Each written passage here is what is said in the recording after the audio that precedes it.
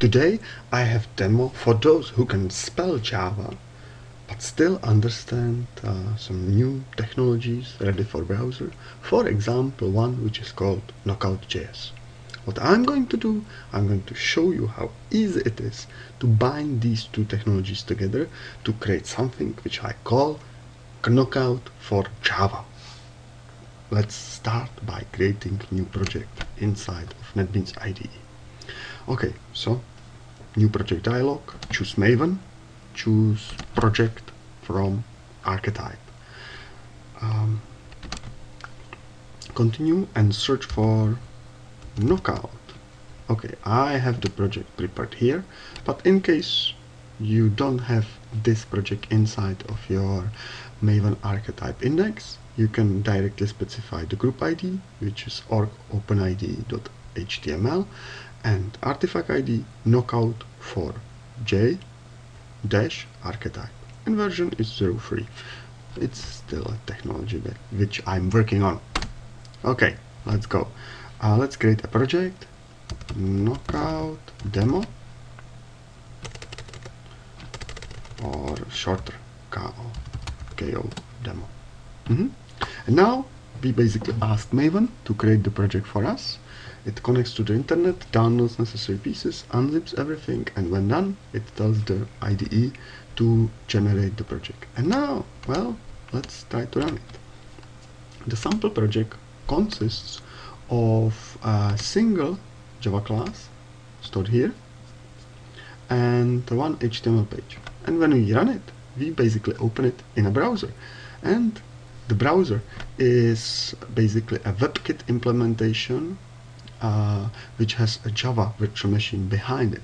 So now we have the power of having Java virtual machine, Java language, and also being able to drive the HTML page dynamically, because as soon as the model in Java is updated, the Knockout.js takes care of updating the elements on the HTML page. So let's remove Chancelman, and yeah, everything has been updated. The guy is gone. Okay, so now time to prove that we are really using Java and that Java has some benefits. So originally this project has been written in JavaScript, and this is its re-implementation in Java, and actually it's shorter because it uses various tricks how to define new properties. Basically, by using an annotation called model, I can create a model class automatically without writing setters and getters, and you can do the same thing. But anyway, to show you that we are really running in Java, let's find remove user method, okay, and put a breakpoint there. And now if I show the project and try debug, the whole application should start again, this time in debugging mode, and as soon as the browser is opened, I will remove Kertian, and okay, the breakpoint is here. So we are really running inside of a Java virtual machine. We can evaluate the data. We know what it means to remove a string from a collection of strings, and so on. And if we continue, yeah, we really see that the whole thing renders and updates. So it's quite easy to debug the application. Okay, next thing.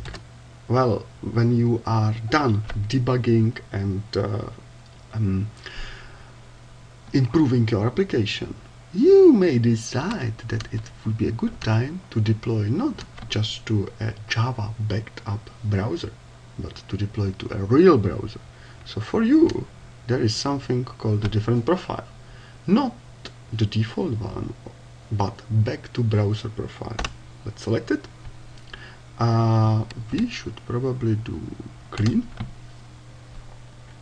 and because we have not changed the code remains the same, just the libraries are different, so better to clean them. And now let's run it.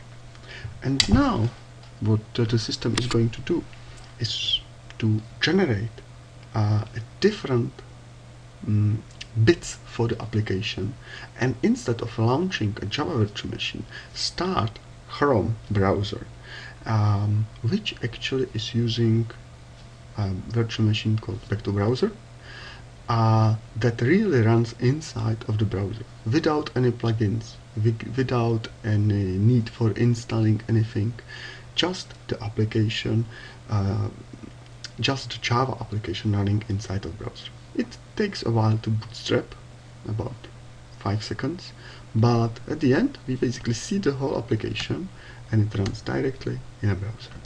It behaves completely the same as the previous one, so we can again decide to remove a guy. Everything works. So thanks for listening, and in case you are interested in this project,